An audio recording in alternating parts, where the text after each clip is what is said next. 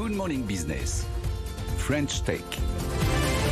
Il est 6h43, il nous reste 2h15 avant la fin de l'émission. On a envie de rester 2h15 avec notre invitée. On vous le dit franchement, Hélène Ruby, cofondatrice et directrice générale de The Exploration Company. Absolument fascinant. Vous avez levé il y a quelques jours 40 millions d'euros.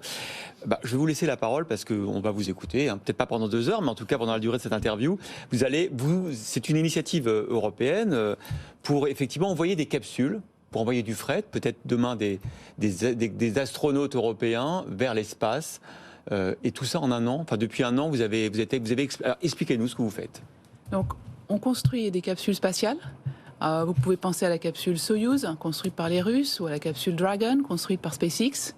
Mais en Europe, on n'a pas de capsule. Donc, on n'a pas la capacité d'envoyer du fret vers les stations spatiales. Il y en a 2 aujourd'hui, la chinoise et la Station spatiale internationale. Il y en aura 4, 5, peut-être 6 dans une dizaine d'années. On n'a pas la capacité d'envoyer du fret, on n'a pas la capacité d'envoyer nos astronautes vers ces stations. Or, on est à un moment de l'histoire où, je disais, les stations se multiplient une croissance de 400% en 10 ans. On est à un moment de l'histoire où, un peu comme à la Renaissance, où on a su faire des gros bateaux et on a commencé à explorer. Eh bien, aujourd'hui, on sait faire des véhicules qui sont réutilisables, qui demain pourront se ravitailler en orbite. Et donc, il me semble essentiel que l'Europe participe à cette exploration des nouveaux mondes spatials. Et c'est cette capacité qu'on veut donner à The Exploration Company. Donc vous avez construit une capsule, une navette, une maquette. On a construit pour le moment un bébé capsule, d'accord, qui va être lancé cette année. Qui va réentrer dans l'atmosphère, une technologie très importante parce que quand on veut faire voler des humains, il faut quand même pouvoir les ramener. Et l'Europe a fait uniquement 2 démonstrateurs de réentrée. Donc ça, on va voler cette année. On est en train de construire une deuxième capsule, appelons-la la capsule adolescente, qui pèse 1,6 tonne, 2,5 mètres de diamètre, qui va voler avec des clients. Elle est aujourd'hui complètement réservée par des clients. On a l'Agence spatiale européenne, l'Agence spatiale française, l'Agence spatiale allemande qui volent avec nous. Pour ravitailler quoi, la station spatiale? C'est pour ravitailler la station spatiale. Alors on n'ira pas jusqu'à la station en 2024, elle sera tirée celle-ci en 2024. Et après on prévoit le premier vol de la capsule adulte en 2026. C'est le CMA-CGM de l'espace. En fait. Ouais, c'est ça. Ouais. Oui. Ou le SpaceX européen, on peut les appeler comme ça aussi. Et si on se projette encore plus loin, après c'est objectif Lune, quoi. Après c'est objectif Lune, exactement. Et on a la chance dans l'équipe, les cofondateurs. Une majorité des cofondateurs, nous sommes des anciens qui avons travaillé à Airbus sur le véhicule Orion. Donc, je pense que vous savez, qui a fait le tour de la Lune, qui est revenu. Donc, on a eu la chance de travailler sur un véhicule qui est un véhicule habité, un véhicule qui va jusqu'à la Lune. Et évidemment, on a voulu en fait utiliser cette compétence pour doter l'Europe, pas d'un bout de capsule, mais d'une capsule complète. Ce qui est fascinant, c'est que vous avez 18 mois d'existence, vous avez créé en juillet 2021, vous avez déjà levé 50 millions, vous avez 50 personnes, et vous êtes une entreprise privée. Et vitesse de développement incroyable. Et on parle beaucoup du New Space américain, on voit qu'il y a un New Space européen. Pourquoi est-ce que vous n'avez pas fait ça dans le cadre d'une agence gouvernementale? Comment vous avez pu croire effectivement au financement privé et à l'entreprise privée pour faire ce type de projet? Alors, ça demande effectivement une certaine conviction, puisqu'on est la première entreprise au monde à faire des capsules de ce genre financées sur fonds privés.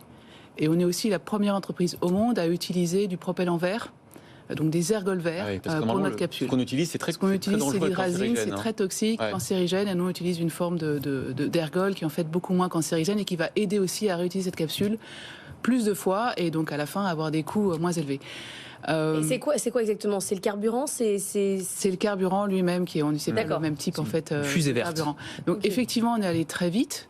18 mois, 50 millions. On a 2,5 millions aussi de contrats signés par des agences publiques.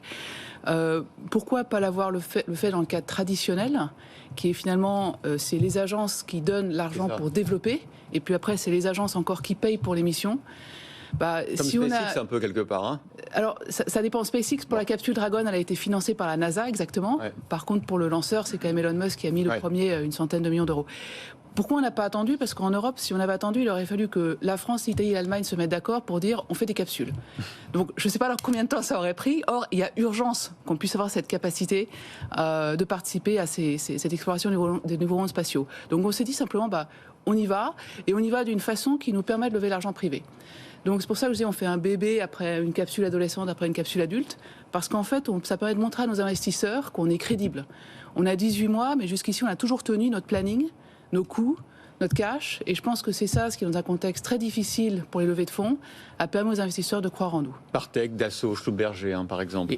Et vos futurs clients, donc il y a les stations, les agences spatiales, mais pas seulement. En fait, il y aura aussi des entreprises privées qui vont être très intéressées par le fait d'envoyer du cargo. Exactement. Je disais par exemple qu'il y avait une entreprise qui voulait envoyer des serveurs informatiques et les mettre sur la Lune. Ça, vous pourriez participer à ça. Il y a un premier type de business qui est le business traditionnel, qui est les clients, c'est nos agences, et on a la chance d'avoir déjà, comme je disais, l'Agence spatiale européenne, le CNES, l'Agence spatiale française, et le DLR, l'Agence spatiale allemande, qui nous soutiennent. Le CNES a été le premier à nous soutenir, j'en suis très reconnaissante.